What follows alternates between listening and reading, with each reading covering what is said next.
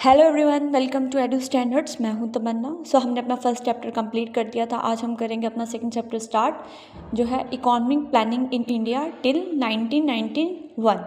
हम 1991 तक इसलिए पढ़ेंगे क्योंकि आफ्टर 1991 इंडिया की जो इकोनॉमी प्लानिंग थी वो चेंज हो गई थी। इकोनॉमिक क्राइसिस आ गए थे जिसकी वजह से एलपीजी इंट्रोड्यूस हुआ था। वो हम चैप्टर 5th में पढ़ेंगे, बट स्टार्ट करते हैं।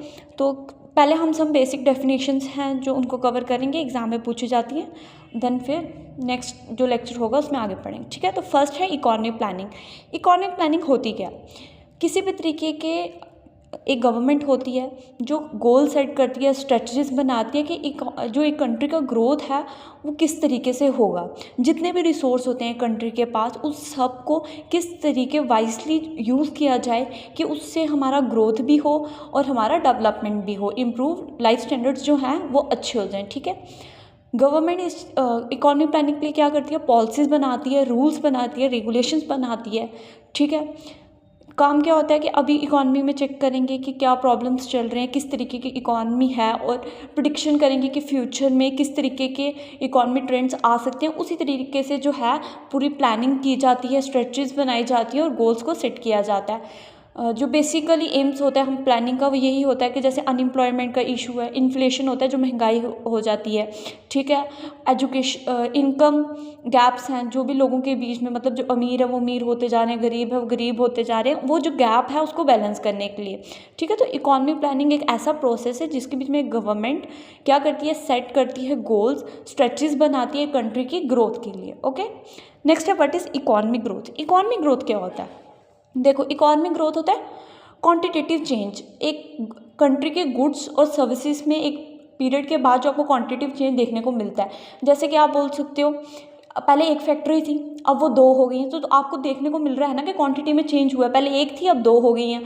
पहले इतना प्रोडक्शन होता था, वो प्रोडक्शन जो है वो 10 टाइम्स इंक्रीज हो गया। तो वो दिख रहा है ना कि वो प्रोडक्शन पहले इतना था अब इतना हो गया। मतलब क्वांटिटी में जो चेंज आता है, आप बोल सकते हो जीडीपी में इंक्रीज होता है, या जो भी टोटल आउटपुट हमारे कंट्री का इकोनॉमी का आ रहा है उसमें जो इंक्रीज होता है उसको बोलते हैं इकोनॉमिक ग्रोथ, ठीक है। नेक्स्ट है इकोनॉमिक डेवलपमेंट। आप दोनों चीज़ों को एक ही तरीके से यूज़ करते हो, economic growth and development, but दोनों अलग अलग हैं। इकोनॉमिक ग्रोथ क्या होता है? क्वान्टिटेटिव चेंज आना। इकोनॉमिक डेवलपमेंट क्या होता है? क्वालिटेटिव चेंज आना। जब आपको, जैसे कि आपको पता है कि वर्ल्ड के अंदर इंडिया जो है वो 4th इकॉनमी है, बट वो इकॉनमी तो इंक्रीज़ है, जीडीपी में तो इंक्रीज़ हो रहा है, पर क्या वो जो भी क्वालिटी है वो आपको इंडिया के बीच में देखने को मिल रही है? अनएम्प्लॉयमेंट कम हुआ है, किसी भी तरीके से पॉवर्टी कम हुई है, लोगों का लिविंग स्टैंडर्ड है जो वो इंक्रीज़ हुआ है? नहीं हुआ है ना। तो वो ग्रोथ शो करता है, डेवलपमेंट शो नहीं कर रहा है। डेवलपमेंट होता है जब एक्चुअली जो ग्रोथ हो रहा है उसका इफेक्ट आपको देखने को मिलेगा लोगों की ज़िंदगी में। आप कह सकते हो इकोनॉमिक डेवलपमेंट वो प्रोसेस होता है जिसमें कि एक कंट्री जो है वो ट्रांसफॉर्म होती है एक बहुत छोटी सिचुएशन से या बहुत ही पोर कंडीशन से एक प्रॉस्पेरियस तक, ठीक है, जहाँ पे सारे के जो सिटीजन्स हैं उनको एक अच्छा लिविंग स्टैंडर्ड ऑफ लाइफ मिलता है, बेटर हेल्थ मिलती है, फैसिलिटी मिलती है, एजुकेशन दिए जाते हैं, ठीक है। The last one is per capita income. मैंने आपको जीडीपी पढ़ाया था। जीडीपी क्या होता है? जिसको हम नेशनल इनकम भी बोलते हैं, कि एक इकॉनमी के बीच में जितना भी गुड्स और सर्विसेज प्रोड्यूस होता है एक पर्टिकुलर एरिया के बीच में, ठीक है।